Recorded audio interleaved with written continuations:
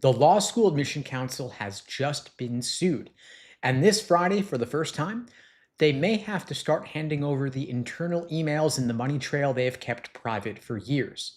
And I'll explain why that matters in a minute, because it's actually bigger than the lawsuit itself. But first, let's talk about the numbers that started all of this. If you apply to 10 law schools, you're going to pay one company $669 just to use their website.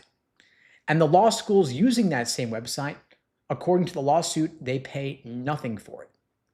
Zero. That is the system a federal antitrust lawsuit is trying to blow open. Now, I read every filing in this case myself, the actual court documents, not just some news recap.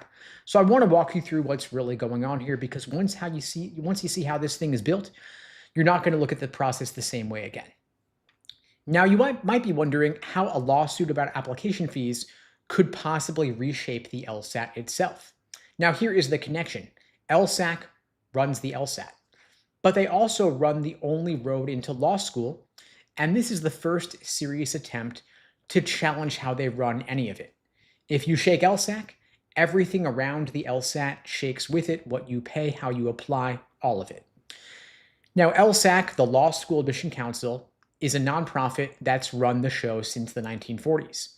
Every American Bar Association approved law school in the country is a member, and they control the three things that decide your fate as an applicant: the LSAT, your credential assembly service file, which is where your transcripts, your scores, your rec letters all live, and the platform every single law school uses to receive your application.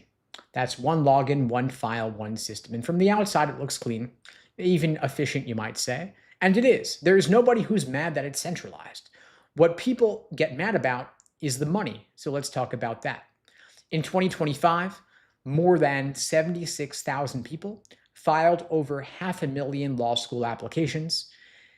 Now, you pay $219 just to open your CAS file, then $45 for every single school you send it to.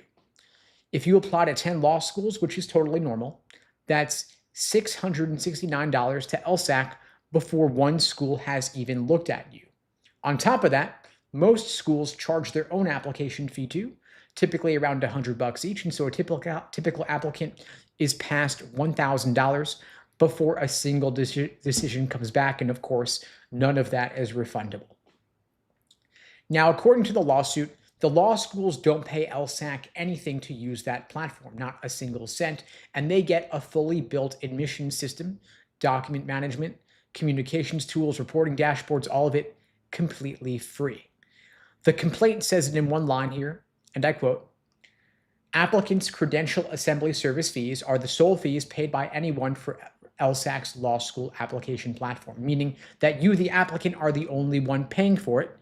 The lawsuit says applicants handed LSAC $93 million over the course of 3 years, and the law schools paid nothing. And so this is not abstract, this is not theoretical, this is real.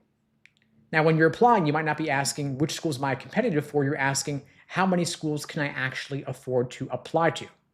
Which is kind of backwards if you think about it, right? Because, I mean, you spend months, in some cases years, grinding for your LSAT score. You finally get your numbers where you want them, and then you're sitting there cutting a reach school from your list because you can't afford another $100 fee. And so that moment where money overrules your ambition is really what this lawsuit is about, not the LSAT, not the platform. And of course, LSAC is not a neutral referee. It's a membership organization governed by the law schools themselves. According to the complaint, every single person on LSAC's board works for a member law school. So the schools that you are applying to are the same schools that run the system. They set what the platform costs and they force you to use it, and they get it for free while you pay for all of it.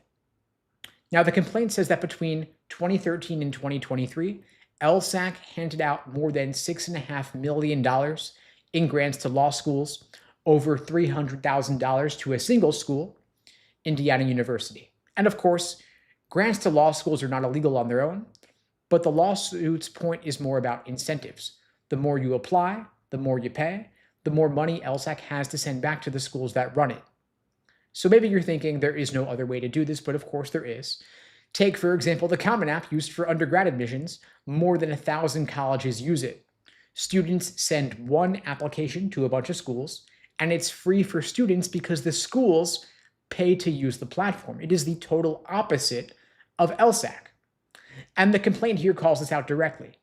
Unlike LSAC, the Common application doesn't charge applicants for its platform, it charges the schools. And business school admissions works the same way. The schools compete for applicants, and some of them waive their fees entirely. So applicant funded is not the only model, it's just LSAC's model. And there is no alternative because every ABA-approved law school requires you to use LSAC, and only LSAC. There is zero competition. So there's no pressure to lower the price or improve the product. And so one applicant looked at this and said he was going to sue. That guy's name is Linville Risner. Last August, he paid the fees and decided to fight back, and he took on LSAC in effectively every law school in America. He filed a federal class action lawsuit in Pennsylvania, which is where LSAC is located. He sued LSAC directly and named 197 member law schools as co-conspirators behind this, and his arguments that the whole structure violates federal antitrust law under the Sherman Act, the same law used to break up monopolies. He brought 3 claims before the court. 2 said the fees are illegally fixed, and 1 said LSAC holds a flat-out monopoly on how you apply to law school. He asked the court to stop the arrangement, force the market open to competing platforms, and pay triple damages on everything applicants were overcharged. Then this past April, the judge threw the whole case out, but it's not game over, actually. The judge said the case was a mess, fix it and come back. Not game over. He ruled that the plaintiff, Mr. Risner, quote, has 2 things going for him. He alleges concerted action and he has antitrust standing. The rest presents an uphill battle. So that means that LSAC and the schools really are acting together as a group. They're not making their own independent choices. And the plaintiff has the right to sue because he paid the fees. He's a direct customer, so he's got standing. But the judge tossed it because in an antitrust case, you've got to define exactly what market is being controlled. And the plaintiff's definition was kind of sloppy. He said all schools compete for the same applicants, but that's not really true because Stanford and a 4th-tier school aren't fighting over the same student. And the judge handed the plaintiff a roadmap. He said the platform serves 2 sides at the same time. The applicants who pay and the schools who use it for free. The plaintiff ignored the schools using it. And so on May 12th, just 1 month ago or so, the lawyers came back for the plaintiff and they rebuilt the case, more than twice as long, a whole lot of new material, a whole new exhibit, defining the markets by law school selectivity, which was the hole the judge told them to fix. And so they're still fighting. And LSAC filed a second motion to dismiss a couple weeks ago. And so they hired Wilmer Hale, one of the biggest, most expensive law firms on the planet. So publicly, LSAC says the case has no merit, but privately, they're paying top dollar to a top law firm to make sure this case dies. So we don't know exactly what's going to happen, but this Friday, things change.